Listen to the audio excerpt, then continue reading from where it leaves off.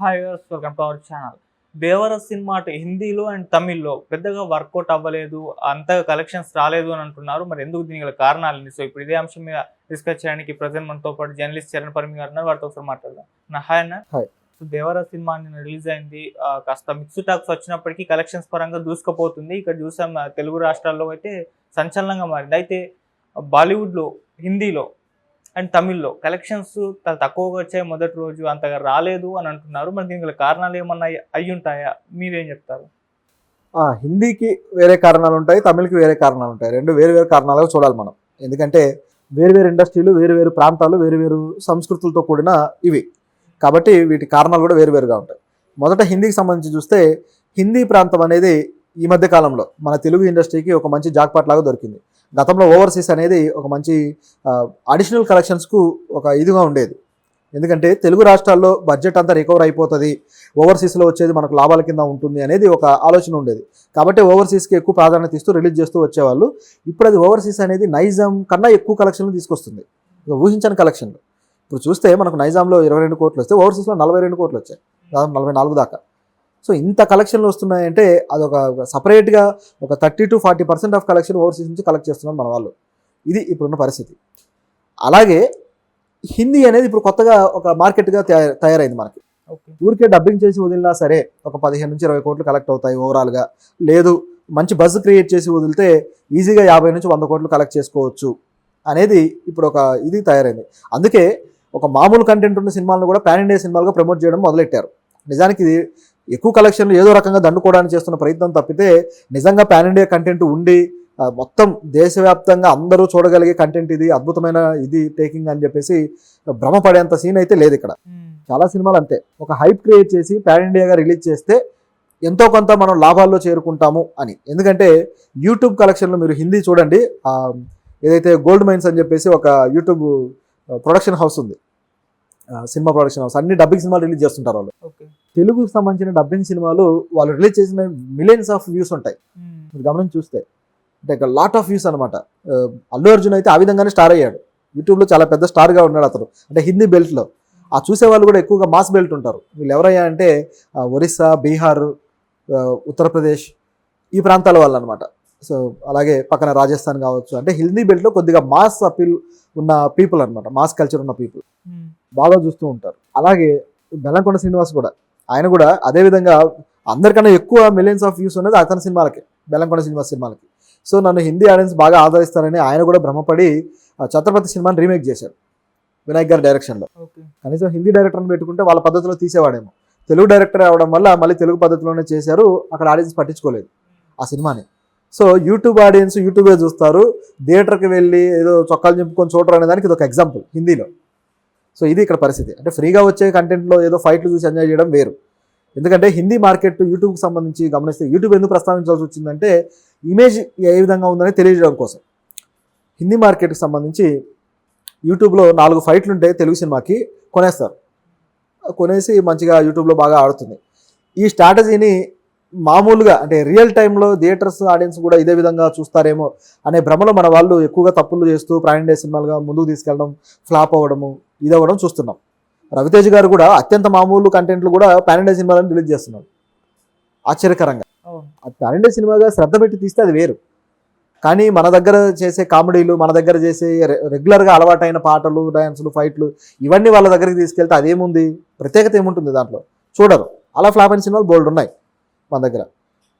ఈ దేవర పరిస్థితి కూడా అదే, డౌటే లేదు. ఎందుకంటే దేవర అనే కథ మామూలు కథ. చెప్పాలంటే బాహుబలి గుర్తొస్తుందని అందరూ అంటున్నారు, ఆంధ్ర వాళ్ళ గుర్తొచ్చిన సంగతి తెలిసిందే, ఆచార్య గుర్తొచ్చిన సంగతి కూడా తెలిసిందే. ఎందుకంటే ఆ టెంప్లెటే అది. తండ్రి ఉన్నాడు, చాలా పవర్ఫుల్ పర్సన్, కొడుకు ఉన్నాడు, చాలా మామూలు పర్సన్. ఆ తర్వాత కొడుకు కథలోకి ఎంట్రీ ఇచ్చాడు, ఒక మామూలు పర్సన్ నుంచి ఎక్స్ట్రాడినరీ పర్సన్గా ఎలా మారాడు, ఎలా పవర్ఫుల్గా తయారై తన వాళ్ళకు రక్షణ కల్పించాడు. ఈ కథలన్నీ కూడా ఇంకా మహాభారత కథల చుట్టూనే తిరుగుతుంది తప్పితే ఆధునిక భారత కథల చుట్టూ తిరగట్లేదు, ఇక్కడ దాకా రావట్లేదు అనమాట ఆ కథల టెంప్లెట్ అనేది. సో ఇది బాగా రొట్టకొట్టుడు. వాళ్ళు ఎప్పుడో చూసేశారు, వాళ్ళ షోలేల దగ్గర నుంచే మన దగ్గర కథలు వచ్చాయి గమనించి చూస్తే. అటువంటిది మనం ఇలాంటి కథలను మళ్ళీ తిప్పి తిప్పి వాళ్ళకే చెప్తే వాళ్ళు రిసీవ్ చేసుకునే పరిస్థితిలో ఏం లేరు. వాళ్ళకి కావాల్సింది వెరైటీ, లేదంటే గ్రాండియర్నెస్లో వాళ్ళు ఇప్పటిదాకా చూడండి మనం అందించాలి. బాహుబలి అందుకే చూశారు, బాహుబలిలో ఉన్న గ్రాండియర్నెస్ అనేది వాళ్ళకి బాగా నచ్చింది. ఆ యాక్షన్ సీక్వెన్స్లు కావచ్చు, ఇవన్నీ కూడా. అలాగే పుష్ప ఎందుకు ఆడింది అని చూస్తే, ఇప్పుడు పుష్ప అలాగే దేవర చూస్తే రెండు కూడా రూటెడ్ కంటెంటే. పుష్ప అనేది ఒక చిత్తూరు, అనంతపురం ప్రాంతాల్లో అత్యంత లో క్లాస్ పీపుల్ జీవితాలు చూపిస్తూ ఆ క్రిమినల్స్ జీవితాలు చూపించాడు. అలాగే దేవర అనేది ఒక సముద్ర తీర ప్రాంతాల్లో నివసిస్తున్న వాళ్ళ కల్చర్. ఇప్పుడు వాళ్ళు ఎలా ఉంటారు, వాళ్ళు కూడా అత్యంత లో క్లాస్ జీవితాలే ఉంటాయి అక్కడ. సో వాళ్ళ కల్చర్ను చూపిస్తూ తీసింది ఇది. సో ఇది కూడా రూటెడ్ యాంగిల్లో ఉన్నది. కాకపోతే ఇక్కడ జరిగింది ఏంటంటే, సుకుమార్ గారు రా అండ్ రస్టిక్గా ఉన్నట్టు చూపించడానికి ప్రయత్నించాడు. దాంట్లో కొన్ని ఎలివేషన్లు అవన్నీ ప్లాన్ చేశారు. ఇక్కడ వచ్చేసరికి దేవరా అనేది పూర్తిగా సెటప్ అయిపోయింది. ఏమాత్రం ఒక ప్రాంతాన్ని రిజంబ్లెన్స్ చేస్తున్నట్టు, ఒకరి సంస్కృతిని రిజంబ్లెన్స్ చేస్తున్నట్టు, ఒకరి భాషని అడ్రస్ చేస్తున్నట్టుగా లేదు ఇది. ఓకే, ఇది ప్రాబ్లం. అంటే ఒక సెటప్ కట్టు కథ అనేది కనిపిస్తుంది ఇక్కడ ఆ సినిమాని ట్రీట్ చేసిన విధానం. ఇది హిందీ వాళ్ళకి ఏదైతే రూటెడ్ కల్చర్ను చూడాలనుకుంటారో వాళ్ళకి ఇది దెబ్బ పడింది. అందువల్ల ఈ సినిమా మీద కొంత ఆసక్తి తగ్గింది వాళ్ళకి. ఫస్ట్ డే కలెక్షన్లు ఈ విధంగా ఉన్నాయి, కేవలం 8 కోట్ల నుంచి 9 కోట్ల దాకా వచ్చాయి అంతే. ఎందుకు ఈ విధంగా ఉన్నాయని చూస్తే, పైగా RRR హీరో. RRR సినిమా తోటి ఎన్టీఆర్కి ఎంత ఇమేజ్ వచ్చిందో అందరూ చూశారు. చాలా అద్భుతమైన ఇమేజ్ తెచ్చుకున్నాడు. అటువంటి హీరోకి ఈ కలెక్షన్లు ఏమాత్రం ఆశించదగినవి కాదు. ఈ మాత్రం కలెక్షన్లు హనుమాన్ సినిమాకి కూడా వచ్చాయి. హనుమాన్ హీరో ఎవరు, హనుమాన్కి వచ్చాయి. నిఖిల్ సినిమా కార్తికేయ కూడా వచ్చాయి. సో ఇది చాలా మామూలు కలెక్షన్లు. కాబట్టి దీన్ని మనం గమనించి చూస్తే ఆ సినిమా విషయంలో ప్రేక్షకులు ఎవరైతే ఉన్నారో, హిందీ ప్రేక్షకులు, ఎక్కడ వాళ్ళు వెనక్కి తగ్గారనేది మనం ఆలోచించాల్సిన విషయం. ఆ రూటెడ్ సినిమా లేకపోతే రా అండ్ రస్టిక్ సినిమాని వీళ్ళు కొద్దిగా వెనకడుగులో పడిపోయారు. ఓకే, అలాగే ఇక తమిళ సినిమాకు సంబంధించి చూస్తే, తమిళ్లో మరొక యాంగిల్. అంటే హిందీలో యాక్చువల్గా ఇప్పుడు ఈ రోజు నుంచి పెరుగుతాయి, ఎందుకంటే సినిమా టాక్ బాగుంది, టాక్ బాగా వచ్చింది. అలాగే ఆ ఫైట్లు ఎంజాయ్ చేశారు ఆడియన్స్. కాబట్టి ఇక్కడ నుంచి పెరిగే అవకాశం అయితే ఉంది. ఓకే, చిన్నగా వెళ్ళొచ్చు. అయితే ఇక తమిళ్లో చూసుకుంటే, తమిళ ఆడియన్స్ బాగా డిఫరెంట్. మిగతా ఇండియాలో ఉన్న అందరు ఆడియన్స్ ఒక ఎత్తు అయితే తమిళ ఆడియన్స్ ఒక ఎత్తు. వాళ్ళకి మన తెలుగు సినిమా ఇచ్చిన ఫైట్లు, తెలుగు సినిమా ఇచ్చే పాటలు ఇవి సరిపోవు. అవి మనం మాత్రమే బాగా గ్రాండియర్గా ఎంజాయ్ చేస్తాం. వాళ్ళకి కంటెంటే మ్యాటర్, అద్భుతమైన కంటెంట్ కావాలి, అది వాళ్ళు ఎంజాయ్ చేస్తారు. అటువంటి కంటెంట్ ఉన్న సినిమాలు మాత్రమే తమిళ్లో ఆడాయి ఇప్పటిదాకా చూసుకుంటే. అయితే ఇప్పుడున్న వివాదం ఏంటంటే, యాక్చువల్గా ఒక వివాదం కొత్తగా తయారైంది. కార్తీకి సంబంధించి పవన్ కళ్యాణ్ కార్తీతో క్షమాపణ చెప్పించుకోవడం, అది కాస్త తెలుగు సినిమా వాళ్ళ మీద ఒక నెగిటివిటీని చిన్నపాటి ఇదిని క్రియేట్ చేసింది. అయితే అది కూడా దీని మీద అంత ప్రభావం చూపిందా అంటే, అది కూడా పెద్దగా ప్రభావం ఏం చూపదు, కొద్దిగా చూపుతుంది, దానిలో డౌట్ ఏం లేదు. సహజంగానే తమిళ వాళ్ళు వేరే వాళ్ళ సినిమాల మీద చిన్న చూపు ఉంటుంది వాళ్ళకి. మేమే గొప్ప కంటెంట్ తీస్తాము, మిగతా వాళ్ళు అంత గొప్ప కంటెంట్ తీయరు, హడావుడే ఉంటుందనే భావన వాళ్ళకు ఉంటుంది. అది మొదటి రీజన్ వాళ్ళు వెనకడుగు వేయడానికి. అలాగే ట్రైలర్లో వాళ్ళని ఆకర్షించేంత గొప్ప విషయం ఏం కనపడలేదు, తమిళ వాళ్ళని ఆకర్షించేంత గొప్ప విషయం. ఎందుకంటే ఈ తరహా లుక్ కావచ్చు, ఈ తరహా కల్చర్ కావచ్చు, తమిళ వాళ్ళు ఇంకా అథెంటిక్గా ఎప్పుడో తీసేశారు. బెస్త వాళ్ళ జీవితాలు, లేకపోతే దళితుల జీవితాలు, లేకపోతే గిరిజనుల జీవితాలు, ఇటువంటివన్నీ కూడా ఎప్పుడో భారతీరాజా గారి టైం నుంచి కూడా తీసేశారు.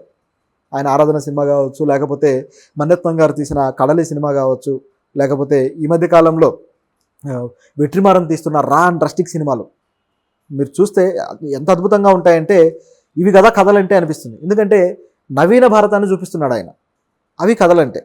రెండోది వచ్చేసి పారంజిత్ తీస్తున్న సినిమాలు, అసలు ఒక సంస్కృతి ఏ విధంగా అంతరించిపోయింది అని చెప్పేసి ఎంత అద్భుతంగా చూపించాడు పారంజిత్ తంగలాన్ సినిమాలో. ఇటువంటి వెలికి తీస్తూ వాళ్ళు ఇప్పటిదాకా చూడని దాన్ని అందిస్తున్నారు మనకి. అందులో ఒక ఫిలాసఫీ కూడా ఉంటుంది. మనం ఏమీ లేకుండా మనం ఇంకా మహాభారత కథల్ని వాటినే తిప్పుతూ, తండ్రి కొడుకు వచ్చారు కాపాడారు, ఇవే తిప్పుతూ ప్రజలందరూ దండాలు దశకాలు పెడుతూ ఈ కథల్లోనే ఉన్నాం మనం. అంటే సామాన్య ప్రజానీకంలోంచి హీరోలు రావట్లేదు, సామాన్య ప్రజానీకం ప్రజల్లాగానే ఉంటున్నారు, హీరోలు మాత్రం దైవాంశ సంభూతులు అయిపోతున్నారు. ఇది ఇక్కడ ఉన్న పరిస్థితి. దీంట్లో మార్పు వస్తే తప్ప తమిళ వాళ్ళు ఆదరించరు. కాబట్టి మన తెలుగు కథల్లోనే ప్రాబ్లం ఉంది. అయితే ఈ సినిమా విషయంలో తమిళ వాళ్ళు నిజానికి బాగా అసలు ఏమాత్రం పట్టించుకోలేదు అనాలి. ఎందుకంటే 3 కోట్లు 3.5 కోట్లు అనేది అసలు నథింగ్ నిజం చెప్పాలంటే. ఎన్టీఆర్ సినిమాకి, ఈ టైప్ ఆఫ్ ఇమేజ్ ఉన్న సినిమాకి ఇదో కారణం. ఇక కేరళలో మనకు తెలిసింది, కేరళలో 3 కోట్లు రావడం అనేది కూడా గొప్పే ఒక రకంగా. ఎందుకంటే కేరళ మార్కెట్ చిన్నది, కేరళ చిన్న మార్కెట్, పైగా వాళ్ళకు ఉండే బజ్ కూడా చాలా తక్కువగా ఉంటుంది. అయితే ఎన్టీఆర్ గతంలో కేరళలో కొద్దిగా ఇమేజ్ పెంచుకున్నాడు. అది కూడా జనతా గ్యారేజ్ నుంచి, జనతా గ్యారేజ్ టైం నుంచి కూడా ఎన్టీఆర్ సినిమాలు కేరళలో రిలీజ్ అవుతూ వస్తున్నాయి. ఆ సినిమాలో మోహన్ లాల్ గారిది మంచి పాత్ర ఉంది. సో దాంతో కేరళ ఆడియన్స్ కొంతవరకు చూశారు ఆ సినిమాని. ఆ తర్వాత RRR అనేది కేరళ ఆడియన్స్ పెద్దగా పట్టించుకోలేదు, కానీ ఒక మాస్ ఆడియన్స్ అయితే రీచ్ అయింది, మాస్ ఆడియన్స్ వరకు అది చూశారు. అలాగే ఇప్పుడు ఈ సినిమా కూడా, కాబట్టి అక్కడ మంచి పర్ఫార్మెన్సే అనాలి. అయితే ఇప్పుడు తమిళ్లో ఇది మరి